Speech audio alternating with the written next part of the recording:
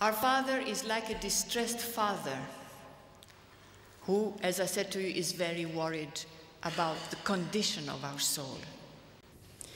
But let me go back, for those that are new here, to add a few things of the past, how it started.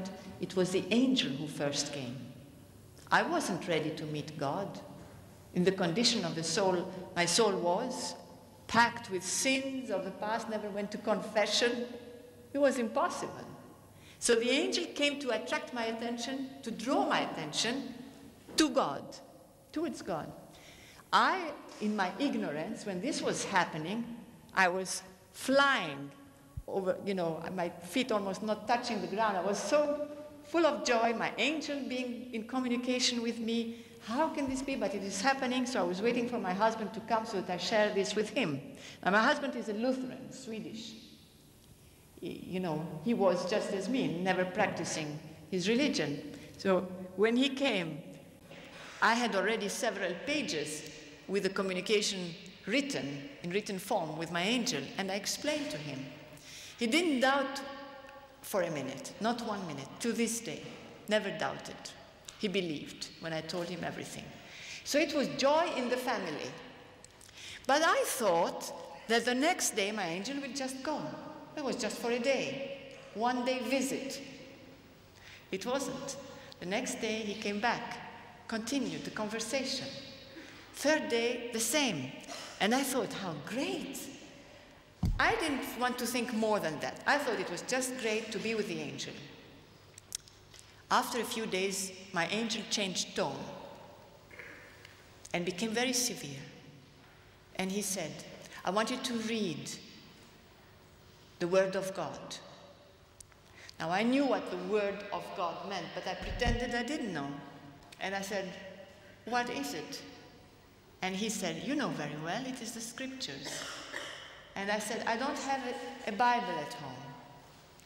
Because I was arguing. I wasn't even ready to think of going and getting a Bible. I was thinking, what will my friends think about me? Here I was, a tennis player with a racket in my hand, and suddenly they'll see me with a Bible in my hand. And I thought it just didn't fit. So I was embarrassed.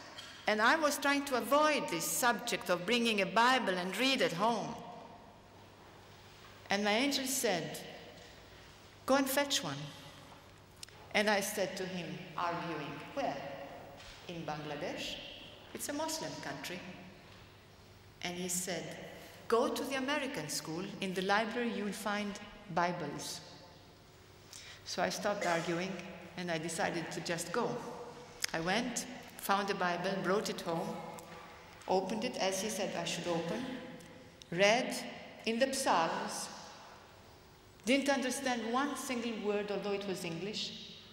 And I knew then that God was telling me, look how blind you are, living in total darkness. I shut the Bible, and my angel called me. He said, come, I'll show you who you really are.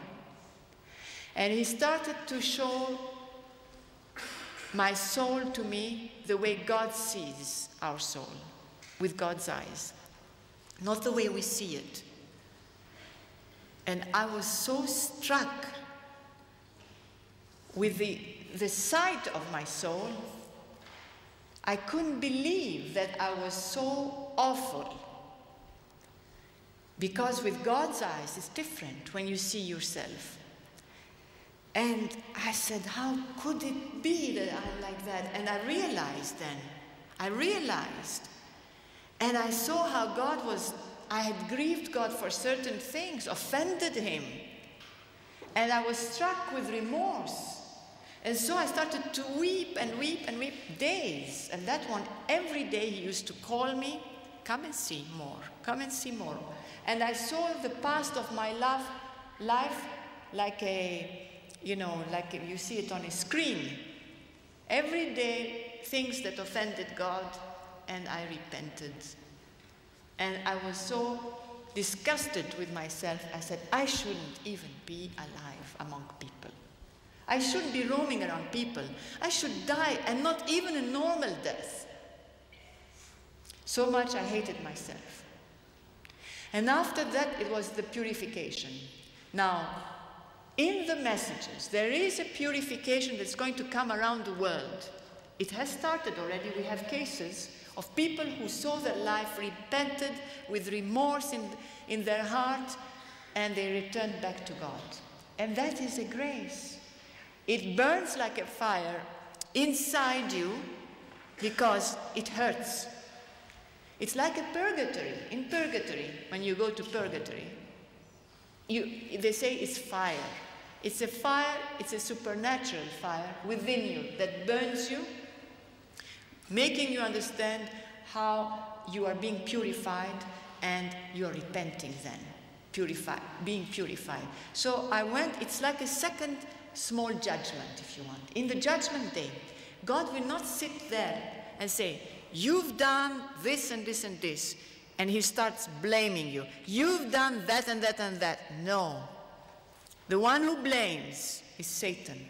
He blames you. He'll be there and say, she did this while at liturgy or Mass. She was thinking about other things while Mass was going on. He will be the one who blames, the accuser. But what happens is when you see yourself in front of God, then you realize God is so pure. He is perfection. And you see yourself and you realize what you've done wrong. And then you yourself thrust yourself into purgatory, quickly to get purified, to go back to heaven. That's how it's going to happen in Judgment Day. And this small judgment is already happening here. It is a grace, the purification that's going to go about. And God says, there are people who will not take it. They will be, because it's those people who hated me, who rejected me, who did absolutely the wrong things, went against all my laws. These people, when they see themselves in that purification day, many will die because of that big remorse they will have. They will see themselves, they wouldn't take it anymore. But these are cases where I say, who reject God, who fight God, and who are rebels against God. So we have to pray for these people. This is our duty for the conversion. Jesus asks us to pray. Pray for the conversion of the world. Pray for your brothers and your sisters. Because I'll come back to that. We keep forgetting. We know that we come from our Creator, all of us. But it is just like a hearsay, you know, but you don't try to meditate upon it. That we come from one pair of hands. Therefore, we are really brothers and sisters belonging to each other. Because we come from one pair of hands. And our home, all of us, is up there. And Jesus said, I do not want to pass by and see empty rooms for eternity. I want every room to be filled. So we have to decide for God. It is up to us. It's not he who will say, you must.